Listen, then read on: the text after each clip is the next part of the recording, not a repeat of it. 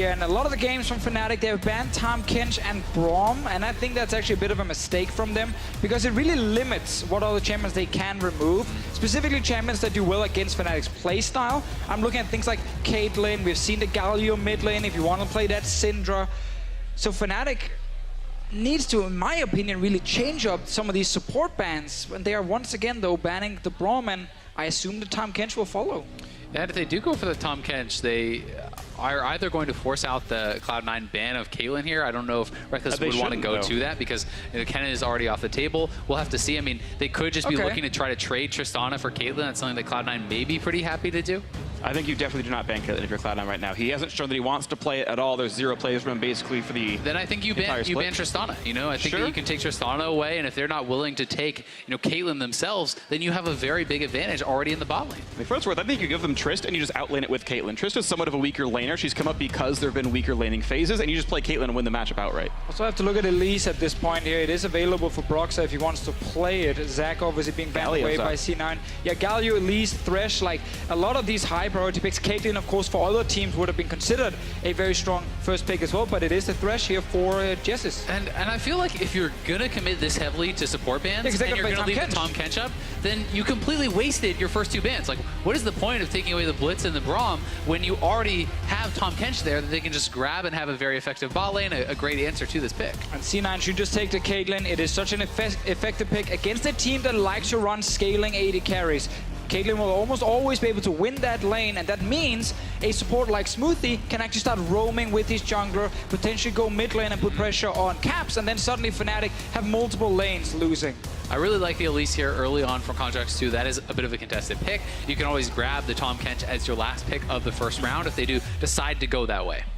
Elise going to be picked up alongside that one, so 2 pretty aggressive early fighters, and there's the Caitlyn, or sorry, the my brain's not working. I got frustrated and flustered by the fact that Caps is jumping around in his chair so much. Unleash the monster! He's unleashing the monster of Tristana, doing his own rocket jump version here in this one. Again, AP I think it's Tristana mid. AP just, dude, it's actually pretty dead now, unfortunately, but now it's time for C9 to maybe counterpick or blind a bit and get some bans out. We've also seen Orianna being picked when LeBlanc and Syndra have been removed, because again, you're kind of guaranteed then a strong lane matchup, but we might get something new here. Right, it's a slightly better laner here. Instead of playing a tank support, they're playing 2 good bot laners. Bard, Caitlyn should smash this lane right now and keep Reckless from getting any farm, keep him from having any lane pressure, and Sneaky can snowball. And this is one of the advantages of having a support like Smoothie. I mean, this guy literally plays everything. So targeting with the bans aren't always going to be the most effective. He's a very good laner on the Bard. Bard is something that he has always loved actually playing in solo queue. It's something that he has a lot of experience on, and he has confidence playing this champion too.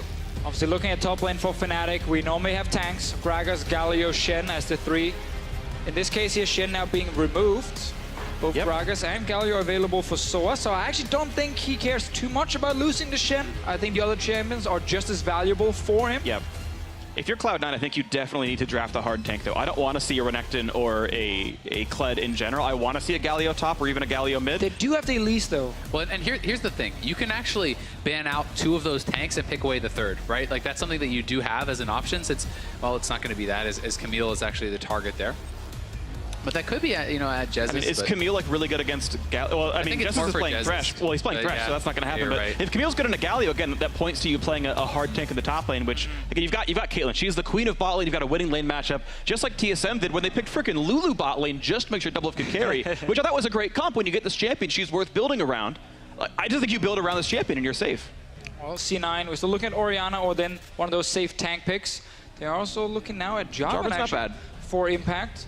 Obviously, Jarvan, though, is a champion that opens up for a lot of different carries to be picked on the other side. Jarvan is very good against Gragas specifically, so if Source is playing a tank, it would be Galio, but they actually instead going for that carry as just highlighted before here, saying from Fnatic's side that with the Tristana Thresh, despite being against a strong lane on the side of C9, they probably feel a little bit more comfortable than with the Kennen lanes we've seen kind of get pushed into tower 24/7, and feeling like they can actually play around Source a little bit. Maybe they can. In the mid lane is going to be Corki as the blind pick here, so Double Marksman is in. A nice mix of damage types overall, and Lee Sin plus Thresh plus Kled, all not bad together holding the front line. Well, I mean, Orianna still available. Cassio is available there as that team fight power. And if they do draft for the Cassio, I mean, this is an incredibly strong team fighting team with 2 scaling DPS kind of marksmen. It's obviously kind of an AP marksman here in Cassio and the AD marksman there for Caitlyn. Also, Cassiopeia with a good matchup against the Corki in the mid lane. You can actually try and go for some of these all-ins if you have the jungler around you. And if you are C9 with the Bard pickup, they're saying, you know, we can push this bot lane with Caitlyn. We can tell Smoothie you can now start roaming. And a Bard, especially after level 6, moving towards the mid lane. We know how effective those kind of plays can be with his ulti. Paired it up with an Elise, and you have a very, very good 2v2 skirmish come from C9, just jungle support.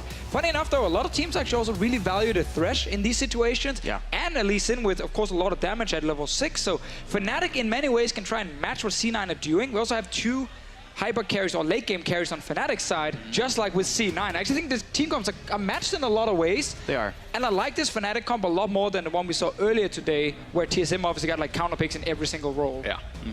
Totally agree. It's going to be a fun one to watch for then as we get ourselves into what could be the final games for both these teams. Cloud9, we know, are not making the finals, and Fnatic themselves must win to match with Unicorns of Love if they want to represent Europe in the final, taking on either Phoenix One or TSM based on how that other game goes as well. The lineups on your screen, frontline plus double marksman in a sense here for both these squads. But I want to see how well the Smoothie Bard goes. I think it's a champion that is a treat to watch. So much fun to come in here. Impact only playing his second game of the tournament. It was Ray who was playing all throughout the rest of this one. And we'll see, as he's only taken on Fnatic so far this tournament, he'll hope to make it a 2-0. And while Kled can act as that frontliner, I do think that J4 actually performs kind of the frontline role better because of the interactions with Stoneplate and all the HP that you build up, the scaling of your shield from your W, also interacting with Stoneplate. You can get very tanky and offer some pretty powerful engage. And the funny thing about both top laners is they actually both really like to use the lane advantage to then leave their own lane and then say, I'm going to find a fight. You know, Jarvan, fantastic mobility into his ulti, keeping people in check. Kled ulti, we've seen that multiple times, used to engage and catch people who are slightly out of position. So both top laners also kind of looking to play the same style. I just want to see the junglers early start, because I think there's so many explosive lanes here, and especially top, obviously. Yeah. Early gank from both these guys could be impactful, but it is a bit harder for Elise on red side to do that, because she often does Raptor red and then goes down to take her own blue buff. It certainly is, but when she does go up there, J4 offers some of the best gank assistance in the game. Not only with the knockup, but also the slow from your W, so that is very, very powerful. And, you know, going for this Grassy Undying style, you're kind of trying to play the lane slowly, just poke them out with your Qs, utilizing your passive, and just short trades with that Grassy Undying. And it really is just mid lane not offering a whole lot of CC when it comes to setting up early ganks. Cassiopeia will need her ulti for that first of all, but her miasma is very good to deny, of course, the Valk from Corki.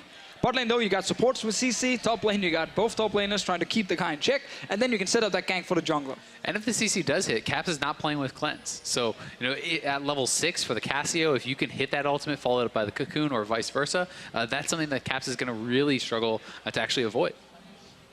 Meanwhile, looks like Smoothie going to walk into the brush, gets hooked in, but they're damaging the support, so the time is to go for Reckless, and they get him to half HP. Q's going to land as well, and Cloud9 winning that trade pretty handily.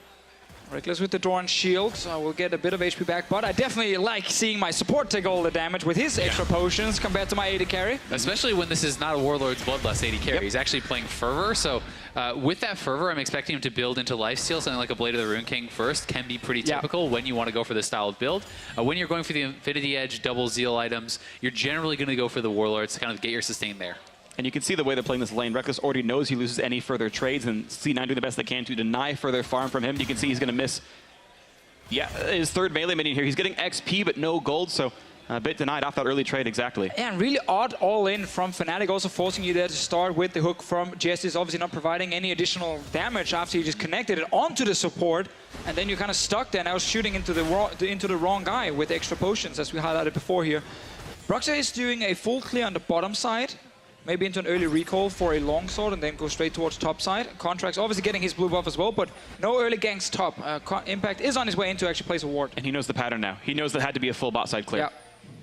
Yeah, so that gives them a lot of information. This may actually cause Contracts to want to head down there, try to get the scuttle, protect their bot lane a little bit more, because Broxah can be around there, and we know Thresh, especially at level 3, provides a lot of gank assist.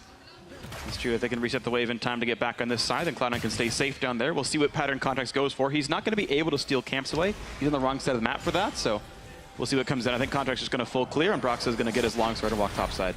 So again, we're really trying to follow the junglers, where they're going early game. A lot of lanes here with some of these champions that can set up ganks, as we highlighted before. But then also, we gotta look at Smoothie and Jessis, if these supports can actually roam, because the European teams are talking about how North America came in and they kind of showed bot lane push into support roam is a very effective way to then get control of the map. And I want to see if Jessis is going to adapt that style as well. Contracts also knows that the blue is still not taken, so if he wants to actually go over there and try to pressure Broxa, he has cleared out the ward in the river and does have the ability to do that. Broxa kind of delaying this blue quite a bit, perhaps a little bit nervous, and that's actually to stop Contracts from being able to blast cone over and try to fight him at that buff. But now he's been spotted looking for this top side right here. Can Soaz juke the cocoon? He is going to. And Connor's going to lose a few seconds. He could have been killing Trugs this whole time. Doesn't go for it just yet. Raptor's spawning in a few seconds, though. Needs to go there soon. And Contract's not feeling confident going for that fight against Broxa because his own mid laner was also stuck on the tower. Jensen pushed back early by Caps here on Corki, so it would have probably been an unfair fight once Caps joined early. Reckless, once again, taking a lot of damage, so is Jessis. Maybe getting to tower. Good hook, good damage on a Smoothie. Again, they trade back on a Reckless. This will be a lot of damage on this Bard, though, down to about 200 HP. Nice juke on the net. Reckless would have lost another 200 health right there if that 90 caliber net hit him. The automatic headshot would have hurt a lot. Gotta also remember that Bard does offer some healing in the back right there. Yeah, Thresh a ton of mana, but... Ton of mana, that's very true. Can go for a little roam and get some of his mana back, but obviously Jessis is just trying to last it with the Relic Shield, which is one of the funniest things to see in solo queues when you support Thresh is trying to last hit these minions. He doesn't get the extra bonus because he's a ranged champion. And I mean, Smoothie actually had a lot of his little Cocos stacked up to be healed back up. He's pretty healthy now. And does still have a potion available, so yeah, sitting at a pretty good spot right now. And Reckless, to be fair, has never had to use his potion at all. He's sustained back up just from Regen and the Doran's shield, so that first trade didn't hurt him that badly other than the CS that was denied, which, hey, to be fair, is relevant, but he's within 3 CS now, so Reckless, props to him for doing a great job surviving in a rough matchup, and especially off how the level 1 went. So many players would have just gotten smashed in this lane. Good old Doran shield. Certainly helps, obviously. Definitely helps for himself, even after we nerfed the cost on it. It's still such an effective item in itself. What's funny is the basic regen is actually not that much better than lifesteal because you're getting 6 health every 5 seconds. And that's like what you get off of autoing 2 to 3 minions, which you can do every 5 seconds if you're going to kind of fight for lane control. So it's not that different regen-wise. It's obviously great against poke. Otherwise, though, it's just been a nice holding pattern here. We can see that actually Cloud9 are up about 200 to 300 gold from the laning phase. 15 CS top lane, certainly a big part of that one. Otherwise, it's been a pretty equal spread elsewhere. We're still kind of waiting for that first big jungle gank. We've seen them, you know, look to top lane from the side of Contracts. Source just jumped away from that one. Broxa was just down bottom lane, but didn't go for the gank. Jessis is now maybe trying to fake a potential Lantern play, but Smoothie, he doesn't buy it. Goes straight in and starts trading with him. Safe enough, grabs a chime, walks right back out. He's doing okay for himself. And this hatchet puts Jessis back down to the bot lane. And so Soaz actually, because his buy was so much later and he was pushed in, he's going to have to lose his teleport to get back there. He can't allow Impact to just freeze up this wave. It would deny too much experience, too many of those minions, and he's already behind. So Impact will have the advantage to try to look to make a play elsewhere on the map. And bot lane as well, you see the first backs from the AD carries. Reckless always loves to just go straight for tier 2 boots here, return back to lane as fast as possible, get that extra attack speed, and just play like this AFK pushing style. Sneaky obviously just getting a BF sword on his first back. I mean, you can't be much happier as a Caitlyn because now you are sitting in a very good spot. Yeah, Tristana's normally a great pusher, but against BF Sword Caitlyn, I think you can't contest the wave nearly as easily, and I'd expect to see that Reckless will be back under turret. And because he didn't buy attack damage, it's actually harder to last hit those minions under the turret. And you also struggle in the trades against Caitlyn specifically. Smoothie hitting level 6 soon. One of the key moments we talked about before was him roaming, leaving that lane, and then trying to make a play maybe against Caps in that mid lane. But if you are C9, you can also try and look to just play against the bottom lane 2v2. You have a dive set up with Elise and, of course, Bard to maybe deny the tower damage, and then suddenly you can go for kills against Fnatic's 2v2 lane. As the ward goes down, they get a little bit more safety to Contracts, letting him look for a jungle gank. Ultimate's available to both the junglers, meaning rank 2 are for Contracts, and the kick actually up for Broxa. We'll see if there's fights to be had still. Right now, it's been still that fairly passive game, but the gold difference actually slightly growing for Cloud9. It's 400 up for them now. Some of that being top lane getting even better for Impact. He's actually really doing amazingly well substituting in and fighting off against Soaz. Yeah, I mean, top lane's going very well for him. You have to say, even though Cassio and the Corki are relatively even, the fact that Cassio now has all these amount of items, you're on the tier, you're on the Lost Chapter, you're going to be starting to get a lot stronger in lane. You can start to push out, you can start to trade much more heavily. See the graphic on your screen right now. High lane Fnatic's early game here at Rift Rivals, not been great at all. On average, down 2.2k gold at 15 minutes. And a lot of that is because of the turrets, right? Their opponents are taking the most turrets of anyone against an opponent. Rocket jump in. Hook almost landed. They wanted to set up for Brox. If that hook lands, yeah, he was probably going to go down. Good flash by Sneaky to stay safe. Saw Caps roaming down in case they needed him. Top lane is a little trading between the two guys. He's going to try to hit back and forth, grasp the Undying. Jensen now in a trade. Big chunk out thanks to Caps, though. Look at the damage output. Forced the Valkyrie away. And it's so hard when you're already losing a trade like that against Cassio, because if you turn back to try to trade again, you're opening yourself up for the ultimate as well, right? And if you get caught there, you do not have cleanse. So Jensen taking over this lane a bit now. Now we have to see, though, if the junglers are looking bottom lane, because Jess has used his flash with that big play before. He has Sneaky also used his flash, so that normally is where you want to go then and return gank, both for Elise and Lee Sin, especially with that lantern setup from Jessis. And here he comes. There's no camps down here, just the Krugs, and he's going to hit them for now, but Contract spotted, actually, so this gives a bit of safety to Fnatic. They know what he's doing. He's waiting around mid lane. Caps smartly backs off the wave. Impact actually roaming down a bit, at least threatening that dive onto Caps. There's good vision from Fnatic, though, so they're well aware of where everything is. And I think that point is super important because we saw Fnatic in some of the earlier games really struggle with that early vision, and they got ganked left and right, and they would die multiple times early on and get so far behind, as we saw there on the graphic before. This time around, though, they are really respecting the Elise and actually getting that early vision, as you highlighted again, and it's allowing them at least to stay alive. But they are now fighting for this dragon. Hook's not going to land us yet. Oh, It's going to be a reset on the Drake, but still, there's no jungler around. Cap's going to look for something. Nice smite away, and Broxa just going to ward hop right back out, so no harm there. But Jess is running out of health. One more shot will do him in, and First Blood comes into Sneaky. A bit of over-aggression for the Fnatic bot lane. Yeah, I mean, Jess's flashes there, they wanted to try to make something happen, but not only does Cloud9 get the smite, they get the First Blood, and they're able to gift it over to the correct target, giving it right to Sneaky. Yeah, Fnatic was never really able to fight anything because Reckless was still in the bottom lane, Caps was coming from topside, and Broxa was just trying to steal the dragon away. Never really in a position to do anything, so Jess is just completely overextending, his team not following. Broxa will give the move up over to Caps, though, and top lane is still heavily in favor of Impact. Not seeing any of those ganks, other than that one gank from a Contract. Now they're on the way. Yeah, but he juiced the bear trap on a rope, and so is not going to burn the ulti to go for it. So package used by Caps to get back to the mid lane. He got a blue buff, didn't find the roam for himself, and flew out back in a mid. And Cloud9 just having a great laning phase, and a 10-minute Ocean Drake makes laning phase so easy as well. They have infinite region here in this point. Impact happy to trade against Soaz, and I don't think he has the damage to all in him again. He's out of mana until the Ocean kicks back in.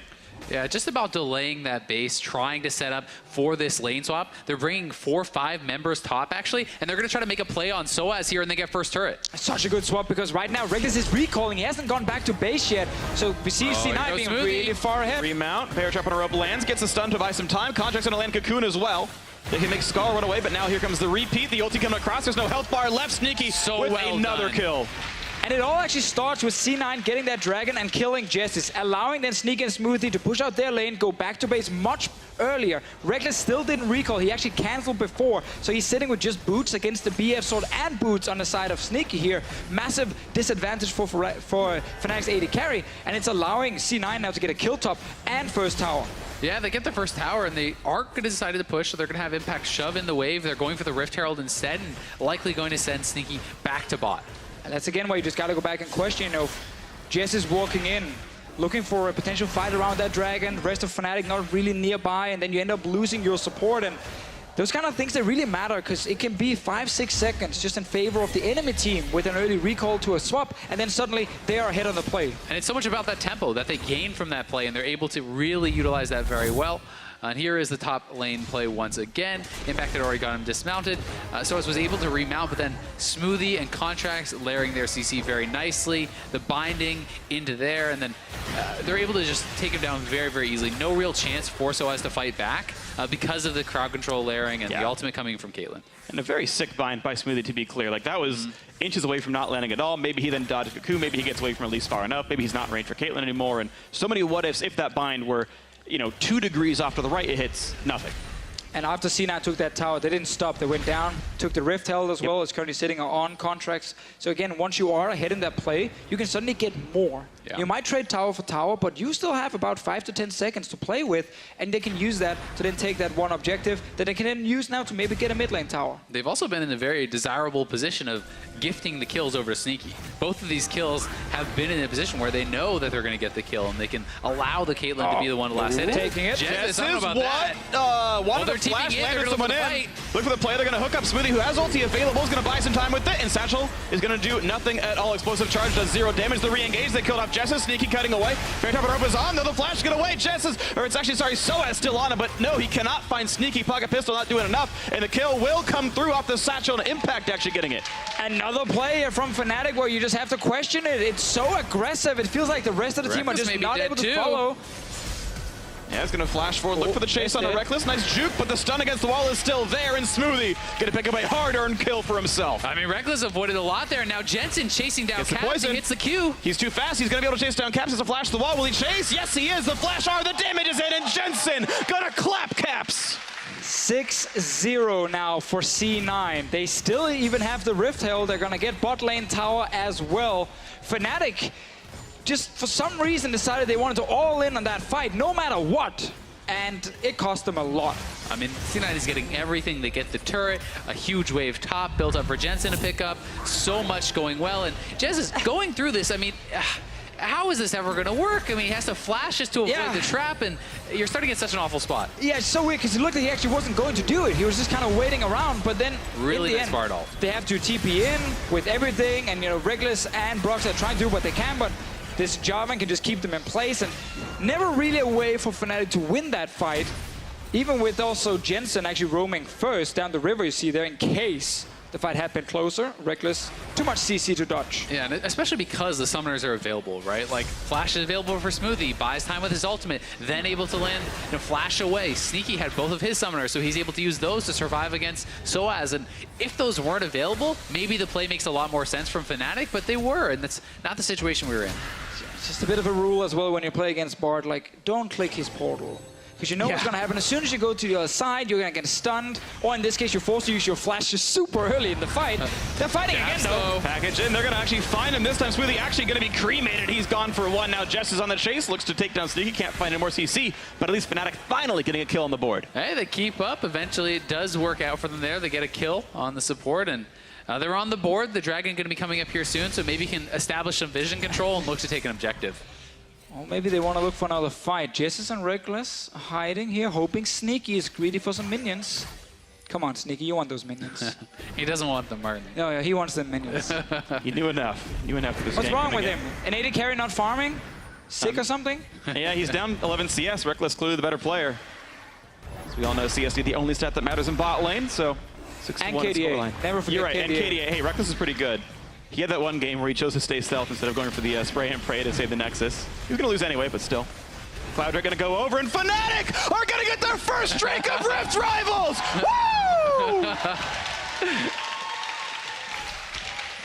It's all about the little thing. It really is. And it's a Cloud drink, it's the best one! You gotta celebrate what you can. Oh, they're fighting! Oh, the kick into the turret, though, pretty sick by Broxa, but it doesn't matter. See, 2 kills go over Cloud9. This is why Fnatic doesn't want the Drakes. You instantly die right after. Because they're winning so many games before. I mean, come on. This is why they don't want the Drakes. Now they lost 2 guys in mid. Oh, an Impact fancies a fight here with Soaz. Oh, misses the knockup. Really nice by Soaz, juking away from the Flagon Dragon. Now looking to keep winning this duel.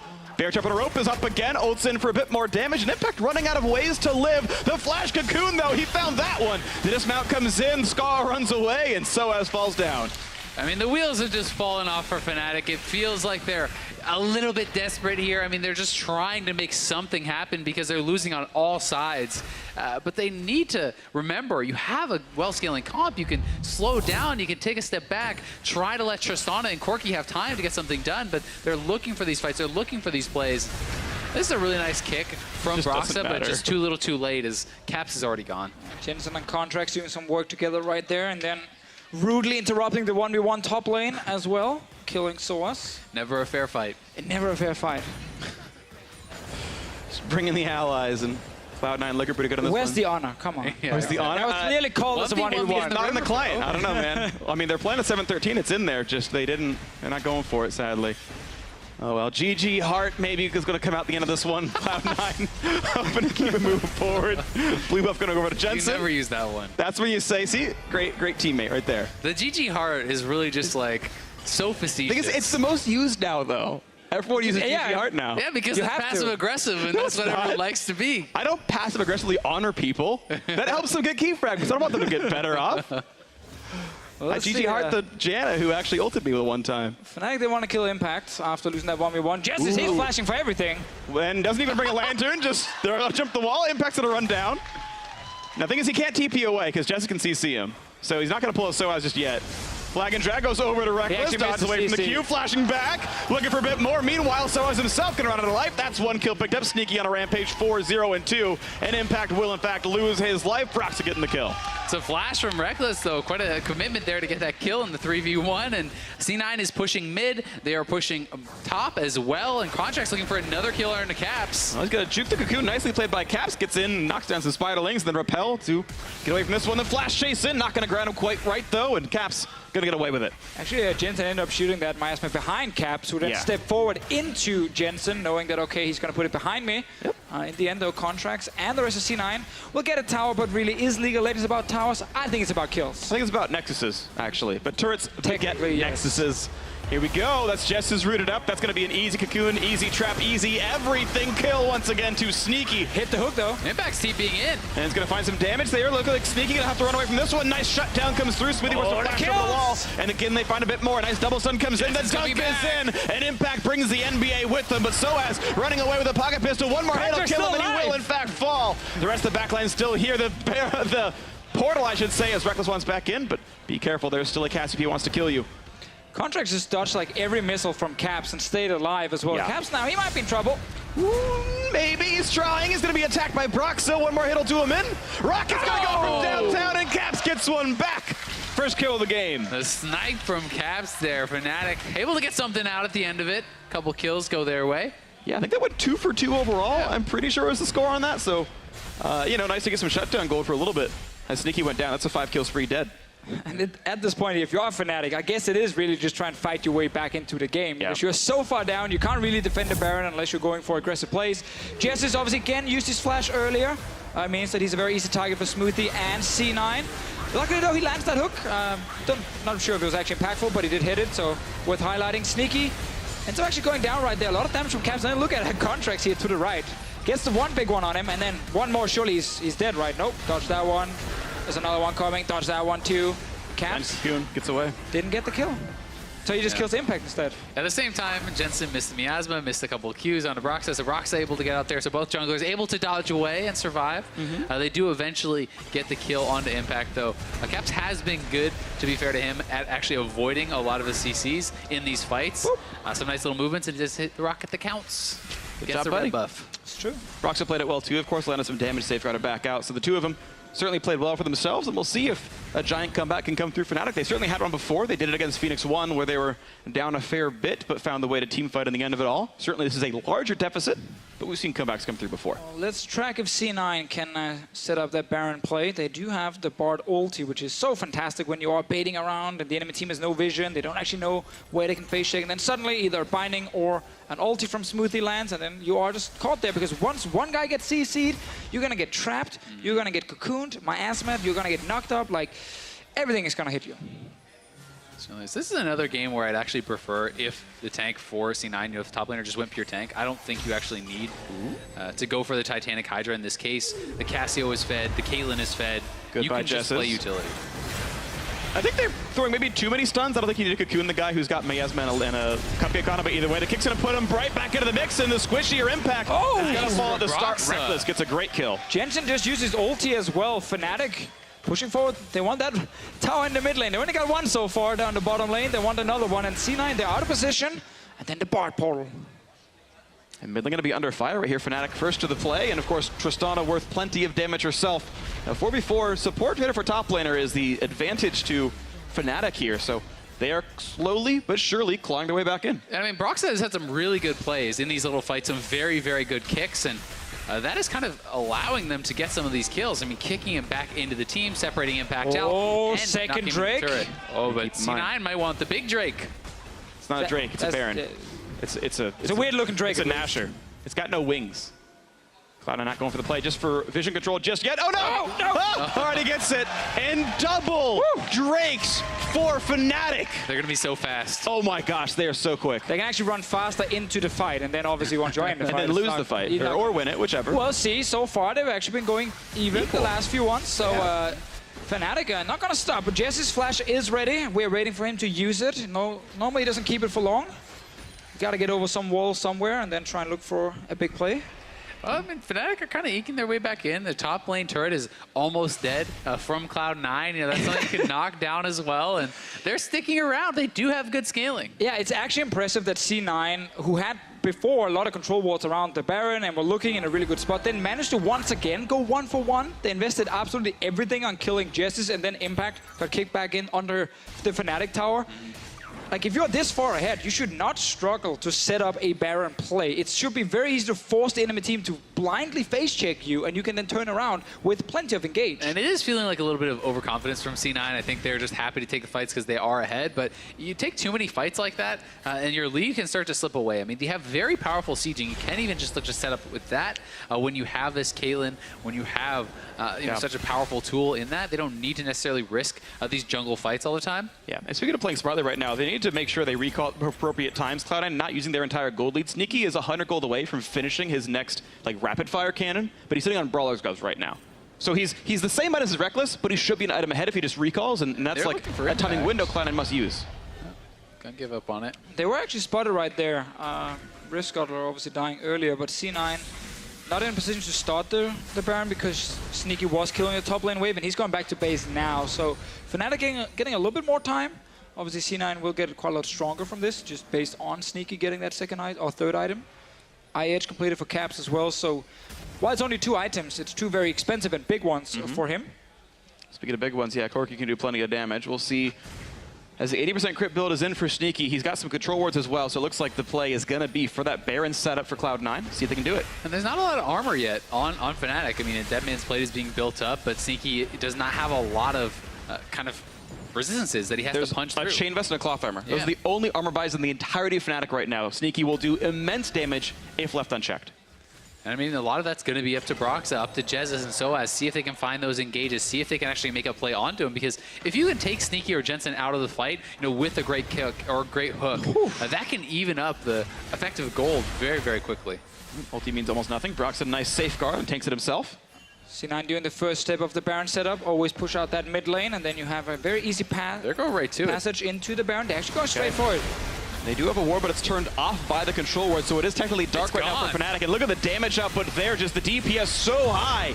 80% crit, Caitlyn, Baron picked up, Cassidy of course helps as well. Here's a dunk on a Caps, ulti traded just for the Valkyrie, and a flash, not quite needed. I think he was safe, but did not want to be tempered fated. And I mean, if you do go down to that tempered fate with the Baron just picked up, you're going to lose so much. So Caps needed to play that safe. C9 going to be sieging immediately, though. So as heading bot side, but I don't think he's going to have a lot of time to push out this wave because C9 are here, and they're going to be on the inhibitor turret momentarily. Yeah, you can just keep going right now. They have so much damage on the turrets as well, and I love to play push out mid straight in towards the Baron with the portal from party. It's gone too. Just rush it down. I think the call is to give away both those turrets. Fnatic, I think, don't feel like they can fight for it at all. They've already been down 10,000 gold. Now they're down a Baron buff as well, so they're just going to hide away and hope for a much later game. I mean, this is really tough, though, because the minion wave is already prepped topside for C9 as well. And Soaz, sure, you can get this outer turret, but you've already lost 2, you've lost 1 inhibitor. And at what point is it too much to give away, you know? I think you have to fight at this second inhibitor.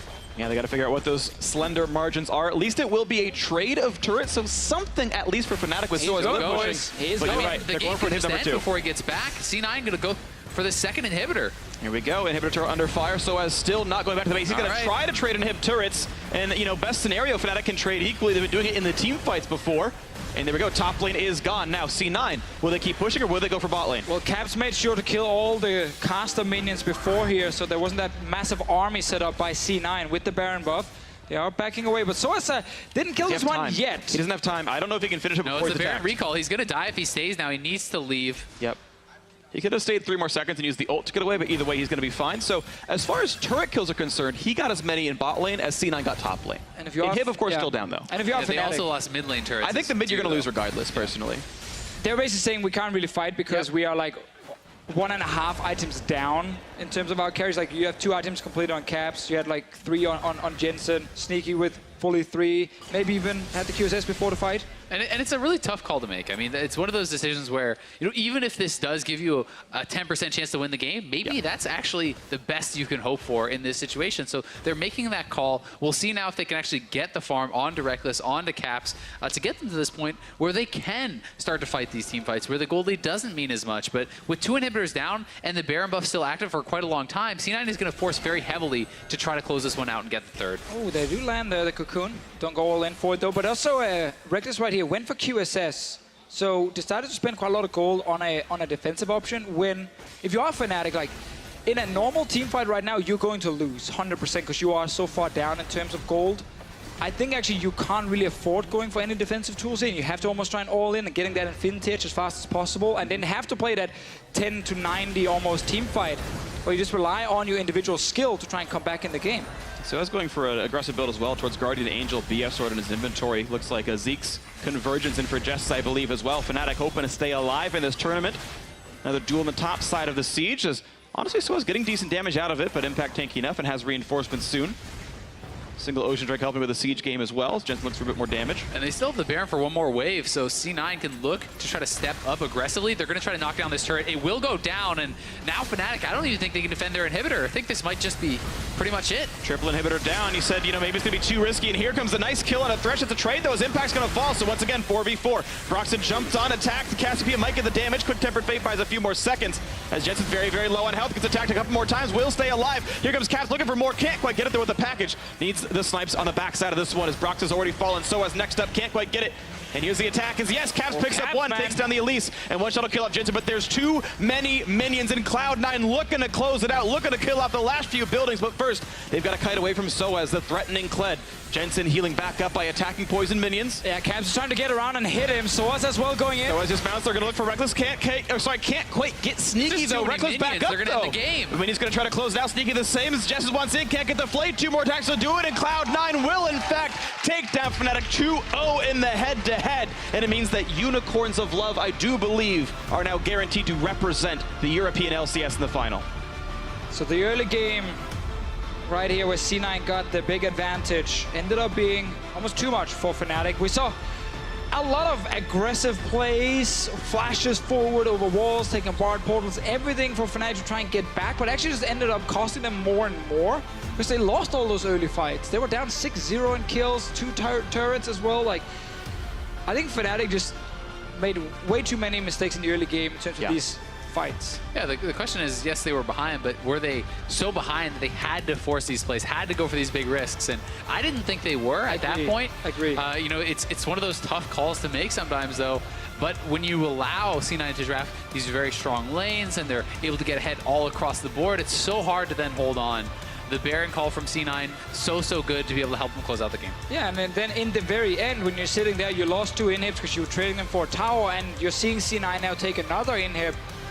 You have to try the all-in fight where everyone needs to play aggressive to try and win it, and then you see suddenly like the very defensive build with QSS coming in from Reckless and him sitting very far back in the actual team fight, where Caps is trying, you know, to really fly around and actually hit people from different angles. Like, I think all of Fnatic needs to just all in together and not leave members one by one. And I thought Caps did a great job. He actually did more damage than Jensen did, and Jensen's the winning team on a Cassiopeia. Certainly Corky as poke, I understand all this, but when you contrast the bot lane, Sneaky did roughly double the damage of Reckless, and they are similarly ranged champions, right? These fill somewhat similar roles right here, so I definitely agree Caps did a great job of doing the best he could with a bad situation. So as despite his death, had a lot of damage as well. He skirmished quite nicely. But at the end of the day, I think it was a bot lane win here for Fnatic. They gave away the most prized bot laner in North America of the Caitlyn.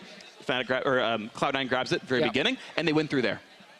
It was honestly a well-played game from C9 once we saw the crazy fights happening, and they won all of them. So obviously, this means for Fnatic that they can't really advance at this point. It's a farewell to both teams. It's all about Unicorns of Love now for Europe. Yeah, and it's all about P1, you know, finding out if they're actually going to get to make it in. That is going to be, the fate is going to be in the hands of TSM, though. So that is something going for them. You know, if they do beat G2, then they will be in the finals on Saturday. If they lose, I believe think P1 just goes because the first tiebreak is who has the better head-to-head record against the designated team, right? So if both these NA teams are 4-2 with TSM and Phoenix 1, Phoenix won 2 at Unicorns, but TSM, unless I'm mistaken, did lose a game to them. So They the did, head-to-head yeah. is just better for Phoenix 1, which means Phoenix 1 versus Unicorns of Love is the match that we just had a minute ago, and they're going to rematch. I mean, I'm okay with that. Yeah, right? That sounds pretty good. No, but I actually, because I think Right, it's a it'd be super fun. exciting matchup, I think P1 has played really well, certainly better than C9, and that's why P1 is sitting with a better record. And it is just so funny to me that G2 again gets a chance to play spoiler to TSM. knock out I know, TSM. Another international tournament. Despite G2 having an awful showing for themselves, they can still kind of knock TSM out. Sure, but just like MSI, Europe will get second place in this tournament. Now with that, let's send it over to the analyst desk to talk about that Cloud9 win. Thank you very much, Freak. Well, we'll take the blows as EU hasn't been doing that well. And as both C9 and Fnatic are out of the tournament, I do want to take a step back and just look at how they performed to Rift Rivals relative to how they have performed so far in, is it the NALCS or the EULCS? So let's start with Cloud9, a team that is now out that wasn't considered to be a huge favorite coming into the tournament on any means. So do you think they have exceeded expectations the way they played for you, Kobe? Yeah, it was pretty interesting. I was talking to my good friend here, Amazing, about they actually look a bit better in the early game than they did in North America, but then in the mid game they made quite a few uncharacteristic mistakes and a lot of people getting caught out. So it's a bit mixed there, stronger in some areas and a bit weaker in some. I ran it others. by the stats, and in America or in the NALCS at 15, they're on America. average up 283 gold. Here, 888 gold, so it was better. So, but what Stats do back you? it up. Yeah, what do you put it on? Ozo, is it picks? Is it winning lane matchup? Is it contracts doing more? What do you think it was in general? Well, both of those things are connected, right? We talked about Yeah. winning lane matchups and jungle matchups kind of playing off of each other. Contracts was super active as the tournament went on. So, the first game was a bit slow for him, but then he took off and he was really creating a lot for C9 in the early game. I think that a lot of the things that they do early game is basically centered on mid lane, and I think in an A, like the control and ward control on mid lane early game is way stronger. Like in EU, you're really unlikely to be ganked early game before level 6 in mid lane, and it's rather towards the side lane. So their control towards mid lane is actually paying off way more against the EU mid laners, I think. And also, I think the AD carries and bot lane picks in general has been a lot favored in the early game for the American teams, and also that is some of the reasons why like C9 has better early games, because they're generally getting leads from bottom side, getting tower first. So I think the NA teams in general are matching more in the early game in terms of like the bot lane picks. For example, Fnatic is pretty much just sagging the bot lane in that draft. So it's mainly due to actually the EU teams having worse early games, I think. Well, and there too, Fnatic is a great example, because if we compare their stats to what they usually do in the EU LCS, they're a great early game team, highest gold difference at 15 minutes, most towers taken at 15 minutes, highest dragon percentage of the EU LCS. I don't They believe took that. 2. I don't believe it. They took 2, but like, it's all the inverse here. So why do you think we've witnessed such a kind of collapse of the Fnatic playstyle and of the Fnatic strengths under the NA teams? I think there are two ways of looking at it. Either you look at it at a way where is EU underperforming, or is NA teams just playing better than the EU teams? And for me, it's kind of sad to say it, but I actually think the NA teams are just playing better. They do less mistakes, and the Fnatic's playstyle kind of evolves around punishing the enemy mistakes. And if it's obvious, like if they're not doing as many mistakes, then you're not gonna get these leads. And I think it just props to the NA teams. And I think we as a region in EU, we need to look at this tournament and actually learn from it, because I think we have a lot to learn from the NA teams. Yeah, I think that like you can see the difference between Fnatic's success also in the series that they played last split's playoffs, where they played against both HK and had so many mistakes happening where HK basically entered down bot lane and they got those plays coming in, whereas G2 was actually way more controlled. And I think the style that the NA teams are playing is way more towards what G2 is actually trying to accomplish within the EU, and it seems to be way more clean on their side than it is even on G2 side. Yeah, well, where you mentioned G2 is where it, of course, becomes depressing, because G2 is also out and hasn't found kind of any form in this tournament at all, which makes it kind of more dire for the European teams. And on one hand, maybe good that the tournament happened so that all the eyes are open. But you must be feeling pretty good about NA then overall. Actually, I feel kind of guilty that NA was, are winning all these games, and I'm here with all my European friends. They're all sad now. Everybody's just depressed. It's Yeah, ooh, whoa, feel so bad. Like Some of the context about it is like, when a team like Fnatic is doing super well in the region, then the teams in the league are going to look at them and well, what are they doing that makes them so good? And some of the teams in the Euro have tried to like copy it a bit. And when we see it at this tournament not succeeding, then you're kind of questioning, is it actually the right way to play the game? And I think the general way of that NA plays the game, which is like super controlled and follow the small steps you need to do in game, actually surpassing the way of the way that EU is playing, kind of shows that we in EU needs to figure out maybe a better way of playing the game. Well, the Unicorns of Love are in the final, so that is obviously the way we should play the game, Emil. I wouldn't say so. I think their way of playing makes sense versus the NA teams, though, if I think about it, because the NA teams are so focused on control that the Unicorns are like playing almost like they're okay with being oppressed early game. They're okay with getting behind. They're okay with giving up lane party, and they just pick scale lanes, but in a way where it's more controlled than what Fnatic does. Because Fnatic, for example, if we take like the stock comparison, they sack bot lane every game. They really play like horrific bot lane matchups, and they're okay with those matchups because Reckless plays that way and like the team plays that way. Whereas Unicorns are at least like trying to get bottom party and have their support be involved in the game. So I think that like Unicorns' way of losing almost is a controlled losing, whereas Fnatic's way of losing is unintended. Wow, super interesting. Anything to add before we move on? Yeah, I think it is also so team fight centric that the North American teams are probably going to have a good idea. Whichever one, I guess it's P1 still, or TSM, still up in the air, goes into that drafting for the team fight, being ready for, as soon as laning phase ends, mid-fight, mid-lane team fights to break out. So also, for a team like Fnatic, if you're drafting like a Kennen AD carry, it's not like you have an insurance, then the later the game goes, you can maybe actually make a comeback in the team fight. Yeah. Because Kennen doesn't really scale well in the team fights. So that is kind of what Yule has going for them. They usually go with the Twitch that is super strong in the team fights and have like Exile and Kassadin and stuff like this. So they always have the potential of comeback. Well, a lot of questions going forward for the rest of the split in EU, and a lot of questions also who will be in the final from the NALCS teams. The LCS champions G2 and TSM will fight it out and are getting ready for our last matchup of the group phase. Here we see Double and Enzo stepping up on stage for their last showdown. We'll be right back.